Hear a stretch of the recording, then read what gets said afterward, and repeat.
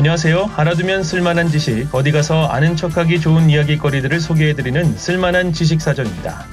역대 최장수 미국 대통령인 지미 카터 전 대통령이 지난 1일 99세 생일을 맞았습니다. 축하 메시지가 전 세계에서 모여든 이야기 전해드리겠습니다. 그리고 프로그램 후반에 이건 몰랐네 코너가 이어집니다. 미국 공립학교는 유대교 최대 명절에 수업을 한다, 안 한다 한번 생각해보셨다가 정답 맞춰보세요. 자, 시작합니다. 역대 최장수 미국 대통령인 지미 카터 전 대통령이 지난 1일 99세 생일을 맞았습니다. 카터 전 대통령은 1924년 10월 1일 생인데요. 현재 호스피스 돌봄을 받고 있습니다. 지난 2015년 피부암의 일종인 흑색종이 간과 뇌까지 전이됐다는 사실을 밝혔고 이후에도 여러 건강 문제를 겪다가 지난 2월부터 연명 치료를 중단한 상태인데요. 이런 가운데 카터 전 대통령이 생일을 맞아 부인 로절린 여사를 비롯한 가족들과 조용히 시간을 보냈다고 주요 매체들이 보도했습니다.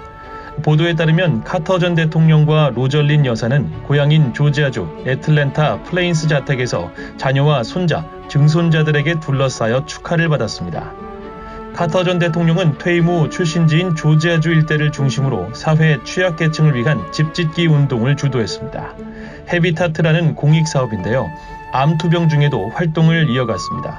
그러다 넘어져 다친 고관절 수술을 받으면서 중단했는데요. 잠시 몸조리한 뒤 호스피스에 들어가기 전까지 적극적으로 나섰습니다. 또한 정치 외교 사안에도 꾸준히 목소리를 냈는데요.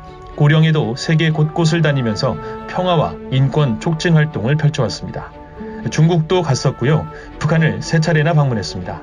미국의 국가원수를 지낸 인물이 북한에 간 것은 카터 전 대통령이 처음이었는데요.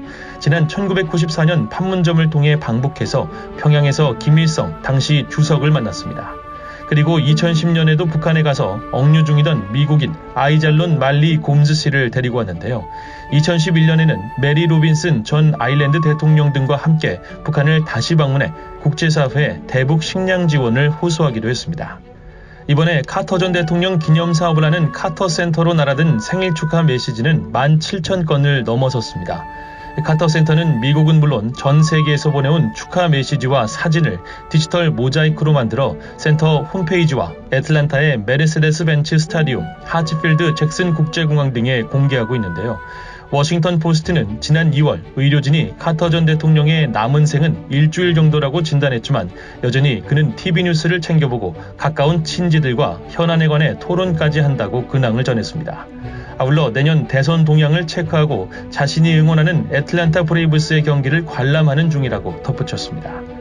생일 축하 행사는 조지아에서만 벌어진 게 아닙니다. 백악관 잔디밭에 카터 전 대통령의 생일을 축하하는 메시지가 적힌 나무와 케이크 모형이 세워졌는데요. 조 바이든 대통령을 비롯한 정치인들의 축하 메시지도 이어졌습니다. 바이든 대통령은 영상 메시지를 통해 대통령으로서 카터 전 대통령이 이룩한 바에 절반만 따라잡아도 좋겠다고 말했습니다. 빌 클린턴 전 대통령도 영상 메시지로 해피 버스데이 지미라면서 99세는 한 번뿐이다. 길고 좋은 여정이었다고 칭송했는데요. 이어서 귀하의 봉사와 우정, 아메리칸 드림의 전형으로 오래 남아준 것에 감사하다고 말했습니다. 엘 고어 전 부통령은 지미, 공공봉사에 대한 당신의 헌신은 영감을 줬다고 소셜미디어에 적었습니다. 아울러 99년간 우리나라를 위해 해온 모든 것에 감사드린다고 덧붙였습니다. 보너스 정보 이건 몰랐네 시간입니다. 한국에서 학창시절을 보낸 한인 학부모님들, 미국에서 아이를 키우다 보면 왜 이렇게 학교 안 가는 날이 많은지 학부모 노릇 참 힘들다고 불평하시는 경우가 많습니다. 그도 그럴 것이 미국에선 법으로 정해진 연방 공휴일 외에 각 교육부가 재량에 따라 휴업 날짜를 추가하는데요. 한인 인구가 많은 워싱턴 DC 인근 버지니아주 페어팩스 카운티 공립학교들을 예로 들어보겠습니다. 수업 일수는 한 학년도에 180일로 정해져 있는데요. 초등학교를 기준으로 하면 190일인 한국과 큰 차이가 없어 보입니다.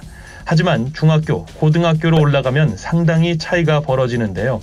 예를 들어 유대교 최대 명절인 욤키퍼의 경우 한국에서는 개념조차 없는 경우가 많지만 페어팩스 공립학교들은 모두 쉬는 날입니다.